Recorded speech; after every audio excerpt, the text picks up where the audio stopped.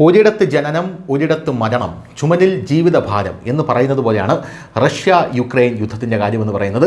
ഒരിടത്ത് ട്രംപിൻ്റെ സമാധാന ചർച്ച, മറുവശത്ത് യുക്രൈനും റഷ്യയും തമ്മിൽ പരസ്പരം അങ്ങോട്ടും ഇങ്ങോട്ടും ബോംബുകൾ പൊട്ടിച്ച് കളിക്കുകയാണ്. ട്രംപ് ഇവിടെ ചർച്ച നടത്തിക്കൊണ്ടിരിക്കുമ്പോൾ തന്നെയാണ് US-ൻ്റെ പാട്രിയറ്റ് എന്ന് പറയുന്ന അവരുടെ വ്യോമ പ്രതിരോധ സംവിധാനത്തെ റഷ്യ തകർത്ത് തരിപ്പണമാക്കിയത്. ഇത് US-ന് വലിയ തിരിച്ചടിയായിരുന്നു. എങ്കിലും ട്രംപ് ചിരിച്ചുകൊണ്ട് ചർച്ച നയിച്ചുകൊണ്ടേയിരുന്നു. കാരണം ഇത് എങ്ങനെയെങ്കിലും തീർന്നു കിട്ടണമെന്നുള്ളത് ട്രംപിൻ്റെ എന്ന് മാത്രമല്ല നാറ്റോയുടെ തന്നെ വലിയൊരു ആവശ്യമാണ്. ഇപ്പോഴിതാ അതിന് ശക്തമായിട്ടുള്ള തിരിച്ചടി യുക്രൈൻ കൊടുത്തിരിക്കുന്നു എന്ന റിപ്പോർട്ടാണ് വരുന്നത്. ഒറ്റയടിയിൽ തന്നെ റഷ്യയുടെ പീരങ്കിപ്പടയെ തീർത്തിരിക്കുകയാണ് യുക്രൈൻ എന്ന റിപ്പോർട്ടുകൾ പുറത്തു വരുന്നു.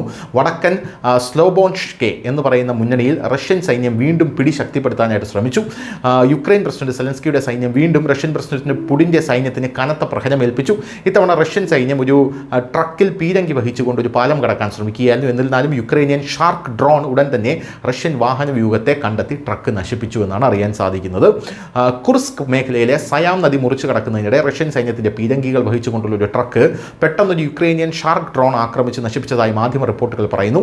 ബ്രിഗേഡിൻ്റെ പ്രസ് സർവീസ് അനുസരിച്ച് 47ാമത് സെപ്പറേറ്റ് മെക്കനൈറ്റ് ബ്രിഗേഡ് മഗൂരയുടെയും അയൽക്കാരനായിട്ടുള്ള യുക്രൈൻ യൂണിറ്റിൻ്റെയും സഹകരണത്തോടെയാണ് ആക്രമണം നടത്തിയതെന്നാണ് അറിയാൻ സാധിക്കുന്നത്. ഇതിൻ്റെ CCTV ദൃശ്യങ്ങൾ ഇപ്പോൾ പുറത്തു വന്നിട്ടുണ്ട്. ക്ഷമിക്കണം, CCTV ദൃശ്യങ്ങളല്ല, ഇതിൻ്റെ ഏരിയൽ ദൃശ്യങ്ങൾ ഇപ്പോൾ പുറത്തു വന്നിട്ടുണ്ട്. ഈ ദൃശ്യങ്ങൾ കോപ്പിറൈറ്റ് ഇല്ലെങ്കിൽ നിങ്ങളെ ഞങ്ങൾ കാണിക്കുന്നതാണ്. എന്തായിരുന്നാലും ആക്രമണത്തിൻ്റെ വീഡിയോയും വൈറലാവുകയാണ്. ഈ ആക്രമണത്തിൻ്റെ ഒരു വീഡിയോയും ഇൻ്റർനെറ്റിൽ വൈറലാവുന്നുണ്ട്. വീഡിയോയിൽ റഷ്യൻ സൈന്യത്തിൻ്റെ ആയുധങ്ങൾ നിറച്ചൊരു ട്രക്ക് പാലം കടക്കാൻ ശ്രമിക്കുന്നതായി കാണാം. ഇതിനിടയിൽ ഒരു യുക്രൈനിയൻ ഡ്രോൺ പെട്ടെന്ന് ആക്രമിക്കുകയും ഒരു ഭീകരമായ സ്ഫോടനത്തിന് ശേഷം റഷ്യൻ ട്രക്കിൻ്റെ ചിറകുകൾ പറന്നു പോകുന്നത് കാണുകയും ചെയ്യാം. അങ്ങനെ തകർന്ന പാലത്തിൻ്റെ മുകളിലൂടെ ഒരു ഭാരമേറിയ വാഹനം കൊണ്ടുപോകുന്നത് റഷ്യൻ സൈനികർക്ക് ബുദ്ധിമുട്ടായി മാറി.